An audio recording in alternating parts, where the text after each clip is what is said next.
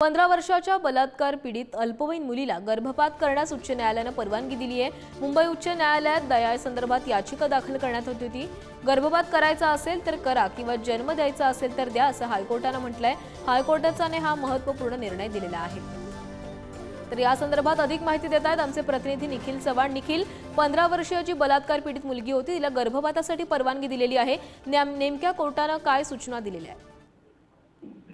नक्कीच आज उच्च न्यायालयामध्ये एक याचिकेवरती महत्वपूर्ण सुनावणी आहे ती पार पडलेली आहे। न्यायमूर्ती अजय गडकरी आणि न्यायमूर्ती नीला गोखले यांच्या खंडपीठासमोर ही संपूर्णपणे याचिकेवरती सुनावणी पार पडत असताना 15 वर्षाच्या बलात्कार पीडित अल्पवयीन मुलीला गर्भपात करण्यासाठी उच्च न्यायालयाने ही जी परवानगी आहे ती दिलेली आहे।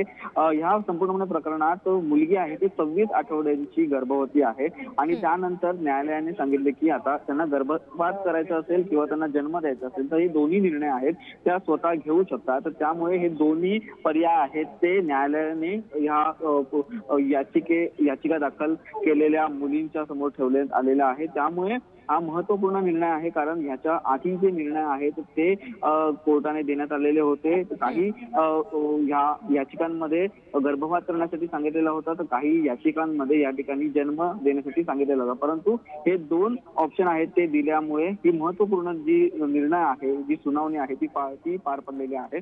न्यायमूर्ती आपण या ठिकाणी जी सुनावणी पार पडली, न्यायमूर्ती अजय गडकरी आणि न्यायमूर्ती नीला गोखले। नक्कीच निखिल, तर हा महत्त्वपूर्ण असा निर्णय मानला जातोय। धन्यवाद तुम्ही दिलेल्या सविस्तर माहितीसाठी।